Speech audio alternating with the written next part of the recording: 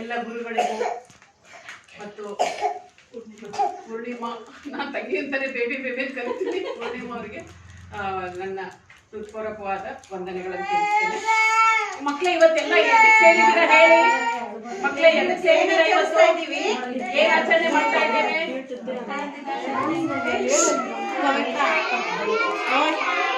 ಮಕ್ಕಳ ದಿನಾಚರಣೆ. ನಿಮ್ಮ ದಿನ ಇದು, ಮಕ್ಕಳಿಗೋಸ್ಕರನೇ ಈ ದಿನಾಚರಣೆ ಆಚರಿಸ್ತೇವೆ. ಆದ್ರೆ ಇದು ನಮ್ಮ ಜವಾಹರ್ಲಾಲ್ ನೆಹರು ಅವ್ರು ಯಾರು ಹೇಳಿ? ಜವಾಹರ್ಲಾಲ್ ನೆಹರು. ಇವತ್ತು ಜವಾಹರ್ಲಾಲ್ ನೆಹರೂರವರು ಮೊದಲ ಪ್ರಧಾನಿ. ಅವರು ಮೇಲೆ ಪ್ರಧಾನಿ ಆಗಿದ್ದವರು, ಮೊದಲ ಪ್ರಧಾನಿ ಆಗಿದ್ರು. ಅವ್ರಿಗೆ ಮಕ್ಕಳು ಅಂದ್ರೆ ತುಂಬಾ ಇಷ್ಟ. ನಾವ್ ಯಾವಾಗ್ಲೂ ಅವ್ರು ಏನ್ ಹೇಳ್ತಾ ಇದ್ರು, ಮಕ್ಳೆಲ್ಲರೂ ಅವ್ರಿಗೆ ಚಾಚಾ ನೆಹರು ಅಂತ ಕರಿತಾ ಇದ್ರು.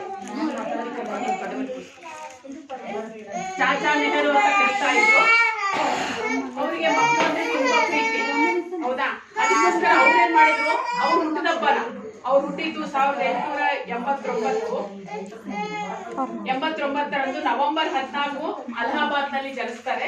ಅವ್ರ ತಂದೆ ಹೆಸರು ಮೋತಿಲಾಲ್ ನೆಹರು, ತಾಯಿ ಸ್ವರೂಪ್ರಾಣಿ. ಇವರು ವಿಜ್ಞಾನ ಮತ್ತು ತತ್ವಜ್ಞಾನದಲ್ಲಿ ಪರಿಣಿತಿ ಹೊಂದಿರ್ತಾರೆ. ಮತ್ತು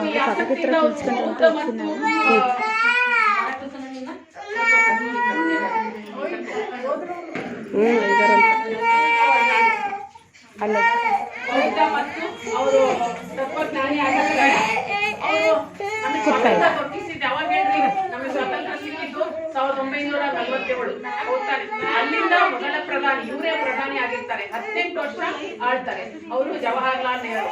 ಅವ್ರು ಹುಟ್ಟಿದಬ್ಬನ ಅವ್ರು ಏನ್ ಮಾಡ್ತಾರೆ, ಮಕ್ಕಳಿಗೆ ತುಂಬಾ ಪ್ರೀತಿ ಇರೋದ್ರಿಂದ ಮಕ್ಕಳ ದಿನಾಚರಣೆ ಅಂತ ಆಚರಿಸಿ ಅಂತ ಹೇಳ್ತಾರೆ. ಮಕ್ಕಳೇ ಮುಂದಿನ ಪ್ರಜೆಗಳು ಅಂತ. ನೋಡ್ರಿ ಎಷ್ಟು ಮುದ್ದಾಗಿ ರೆಡಿಯಾಗಿ ಬಂದಿದ್ದಾರೆ. ಎಷ್ಟು ಖುಷಿ ಆಯ್ತು. ಮಕ್ಕಳ ದಿನಾಚರಣೆಗೆ ಒಂದು ಅರ್ಥಪೂರ್ಣ ಆಯ್ತು. ಮತ್ತು ಅವರು 1951ರಲ್ಲಿ 55ಕ್ಕೆ ಅವರಿಗೆ ಭಾರತ ರತ್ನ ಅಂತ ಕೊಡ್ತಾರೆ. ಅಲ್ಲಿಂದ ಅವರು ಭಾರತ ರತ್ನ ಜವಾಹರ್ಲಾಲ್ ನೆಹರು ಅಂತ ಆಗ್ತಾರೆ. ಅವರು ವ್ಯಕ್ತಿ ಪೂಜೆಗಿಂತ, ನಾವು ಈಗ ವ್ಯಕ್ತಿ ಪೂಜೆ ಮಾಡ್ತಾ ಇವೆ, ಅದಕ್ಕೆ ಅವ್ರೇನ್ ಹೇಳಿದ್ರು, ವ್ಯಕ್ತಿ ಪೂಜೆಗಿಂತ ಮಕ್ಕಳಿಗೆ ನೆನಪಿಗೋಸ್ಕರ ಮಾಡಿ ಇದನ್ನ ಮಕ್ಕಳ ದಿನಾಚರಣೆ ಅಂತ. ಅದಕ್ಕೆ ನಾವು ಅಲ್ಲಿಂದ ಇಲ್ಲಿವರೆಗೂ ಮಕ್ಕಳ ದಿನಾಚರಣೆ ಅಂತ ಆಚರಿಸ್ತೇವೆ. ಅವರು ತುಂಬಾ ಶ್ರೀಮಂತ ಮನೆತನದವರು, ಆದ್ರೂ ಅವರಿಗೆ ಬಡವ್ರ ಮೇಲೆ, ಬಡವರಿಗಾಗಿ ಅವರು ಬಿಡಿತಾ ಇದ್ರು. ಬಡವ್ರ ಕಂಡ್ರೆ ಮಕ್ಕಳಾಯ್ತು ತುಂಬಾ ಪ್ರೀತಿಯಿಂದ ಮಾತಾಡ್ತಾ ಇದ್ರು. ಇಂದಿನ ಮಕ್ಕಳೇ ನಾಳಿನ ಪ್ರಜೆಗಳು ಅಂತ ಹೇಳ್ತಾ ಇದ್ರು. ಮಕ್ಕಳನ್ನು ಕಂಡು ಪ್ರೀತಿಯಿಂದ ಮಾತಾಡ್ತಾ ಇದ್ರು. ಅವ್ರು ಯಾವಾಗ್ಲೂ ಕೋಟ್ ಮೇಲೆ ಒಂದು ರೆಡ್ ರೋಸಿಂಗ್ ಹಾಕೊಂಡಿರ್ತಾರೆ. ನೆಹರು ನೋಡಿದೀರಲ್ಲ, ರೆಡ್ ರೋಸಿಂಗ್ ಹಾಕೊಂಡಿರ್ತಾ ಇದ್ರು. ಮಕ್ಕಳವರಿಗೆ ರೆಡ್ ರೋಸಿಂಗ್ ಕೊಡ್ತಾ ಇದ್ರು. ಆತರ ಖುಷಿಯಿಂದ. ಅದಕ್ಕೆ ಮಕ್ಕಳೆಲ್ಲರೂ ಸಾಹಿತಿಗಳಾಗ್ಲಿ ಮತ್ತು ವಿಜ್ಞಾನಿಗಳಾಗ್ಲಿ, ಮತ್ತು ನಾವು ಪೋಷಕರಿಗೆ ಹೇಳೋದು ಒಂದೇ ಮಾತು, ಮಕ್ಕಳಿಗೆ ಫಸ್ಟ್ ಅವರಿಗೆ ಜೀವನದಲ್ಲಿ ಏನೇ ಬಂದ್ರು ಅದನ್ನ ಎದುರಿಸುವಂತ ಶಕ್ತಿನ ಕಲಿಸ್ಬೇಕು. ಅದಕ್ಕೆ ಸ್ವಿಮ್ಮಿಂಗ್ ಕಲಿಸಿ, ಈಜೋದನ್ನ ಕಲಿಸ್ಕೊಡಿ ಅವ್ರಿಗೆ. ಅವ್ರಿಗೆ ಯಾವ ಇದ್ರಲ್ಲಿ ಇಂಟ್ರೆಸ್ಟ್ ಇದೆಯೋ ಅದನ್ನ ಹೇಳ್ಕೊಡ್ಬೇಕು. ಅವ್ರು ಕೆಲವೊಬ್ರು ಹಾಡಕ್ಕೆ ಇಂಟ್ರೆಸ್ಟ್ ಇರುತ್ತೆ, ಕೆಲವೊಬ್ಬರಿಗೆ ಡ್ಯಾನ್ಸ್ ಮಾಡಕ್ಕೆ ಇಂಟ್ರೆಸ್ಟ್ ಇರುತ್ತೆ. ಅವ್ರಿಗೆ ಅದರಲ್ಲಿ ಪ್ರತಿಭೆ ತಗೊಳಕ್ಕೆ ನೀವು ಅನುಕೂಲ ಮಾಡಿಕೊಡ್ಬೇಕು. ಪೋಷಕರಿಗೆ ಇದನ್ನ ಕಿವಿ ಮಾತು ಹೇಳ್ತಾ ಇದ್ದೇನೆ, ನಿಮ್ಮ ಒತ್ತಾಯಕ್ಕಲ್ಲ. ಕೆಲವು ಮಕ್ಕಳು ತಮಾಷೆದ ಚಂದ ಹಾಡ್ತಾ ಇರ್ತಾರೆ, ಅವರಿಗೆ ಹಾಡಿನಲ್ಲಿ ಅವರಿಗೆ ಮುಂದುವರೆಯೋಕ್ಕೋಸ್ಕರ ಅವಕಾಶ ಮಾಡಿಕೊಡು. ಅದು ನಮ್ಮ ಆಸೆ ಮಕ್ಕಳ ಮೇಲೆ ಹೇರಬಾರ್ದು. ನನ್ನ ಮಗ ಡಾಕ್ಟ್ರೇ ಆಗ್ಬೇಕು, ನನ್ನ ಮಗ ಇಂಜಿನಿಯರೇ ಆಗ್ಬೇಕು ಅಂತ ಇರಬಾರ್ದು. ಅವ್ರ ಆಸೆನೂ ತಿಳ್ಕೋಬೇಕು. ಎಷ್ಟೊಂದ್ ಸರಿ ನೀವು ನೋಡಿದೀರ, ಅವ್ರಿಗೆ ಇಷ್ಟ ಇಲ್ಲದನ್ನ ಪೇರೆಂಟ್ಸ್ ಒತ್ತಾಯದ ಮೇರೆಗೆ ಓದಿ ಅವರು ಕೊನೆಗೆ ನಮ್ಗೆ ಇಷ್ಟ ಇರ್ಲಿಲ್ಲ, ಪೇರೆಂಟ್ಸ್ ಕಳ್ಸಿದ್ರು ಅಂತ ಅವ್ರ ಭವಿಷ್ಯನ ಕೆಲವೊಂದು ಹಾಳು ಮಾಡ್ಕೊಂಡಿದ್ದಾರೆ. ಈ ತರನು ಅದು ಇರುತ್ತೆ. ಅದಕ್ಕೆ ಅವ್ರಿಗೆ ಯಾವ್ದು ಇಂಟ್ರೆಸ್ಟ್ ಅದ್ರಲ್ಲಿ ಅವ್ರಿಗೆ ಮುಂದುವರೆಯಕ್ಕೆ ಅವಕಾಶ ಮಾಡ್ಕೊಂಡಿದ್ದಾರೆ. ಆಯ್ತಾ? ಮಕ್ಕಳು ಮತ್ತು ಅವರು ಜವಾಹರ್ಲಾಲ್ ನೆಹರು, ಗಾಂಧೀಜಿಯವರು ಏನ್ ಹೇಳಿದ್ರು ಅದನ್ನೇ ನಡೆಸ್ತಾ ಇದ್ರು. ಪಂಚವಾರ್ಷಿಕ ಯೋಜನೆ ಮಾಡಿದ್ರು ಮತ್ತು ಸಮಾಜ ಸುಧಾರಣೆಗೋಸ್ಕರ ಎಲ್ಲ ಕೆಲಸ ಮಾಡಿದ್ರು ಜವಾಹರ್ಲಾಲ್ ನೆಹರು ಅವರು. ಅವರು ಚಾಚಾ ಅಂತಾನೆ ಕರಿತೇವೆ ನಾವೆಲ್ಲ, ಚಾಚಾ ಅಂತಾನೆ ನೆನೆಸ್ಕೊಳ್ತಾ ಇದ್ದೇವೆ.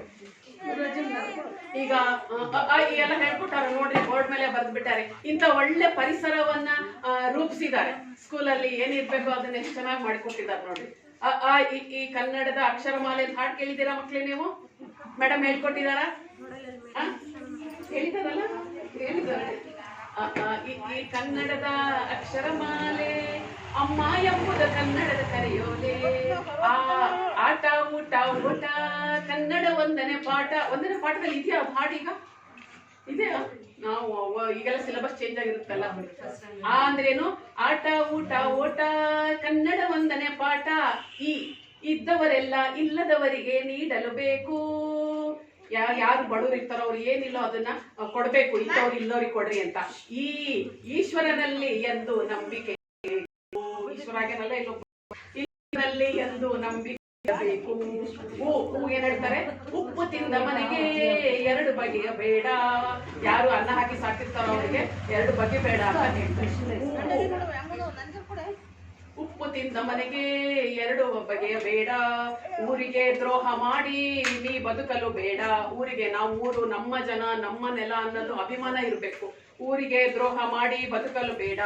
ಮತ್ತೇನ್ ಹೇಳ್ತಾರೆ, ಭಾರತ ಮಾತೆಗೆ ಜೈ. ನಮ್ ದೇಶ ಯಾವುದು? ಭಾರತ ಮಾತೆಗೆ ಜೈ. ಅಹಾ ಅಹಾ ಅಂತ, ಅಮ್ಮ ಅಂದ್ರೆ ಅಹಾ ಅಂತ ಹೇಳ್ತಾರೆ, ಹೌದ್ ತಾನೆ? ಅಂದ್ರೆ ಓದನ್ನು ಕಲಿತು ದೇಶವೇ ಸೇವೆ ಮಾಡಬೇಕು ಅಂತ. ಈ ಹಾಡು ಹಳೇದು, ನಮ್ಮವ್ರಿಗೆಲ್ಲ ಗೊತ್ತಿರ್ತತಿ ಹಳೆ ಹಾಡುಗಳು. ಈಗಿನ ಹಾಡು ಹೆಂಗದವೆ?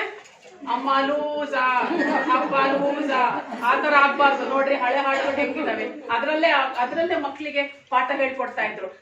ನಮ್ಗೆ ಹೇಗಿರ್ಬೇಕು, ಮೇಡಮ್ಸ್ ಕೂಡ ಹೇಗಿರ್ಬೇಕು ಅಂದ್ರೆ ಅವ್ರಿಗೆ ಆಟದ ಜೊತೆನೆ ಪಾಠ ಹೇಳ್ಕೊಡ್ಬೇಕು. ಚಿಕ್ಕ ಮಕ್ಳಲ್ವಾ, ಯಾಕೆ ನಮಗೆ ಮಹಿಳೆಯರನ್ನೇ ಪ್ರೈಮರಿ ಸ್ಕೂಲ್ಗೆ ಟೀಚರ್ಗೆ ಹಾಕ್ತಾರೆ ಅಂತ ಹೇಳಿದ್ರೆ, ಅವರಿಗೆ ಸಹನೆ ಇರುತ್ತೆ.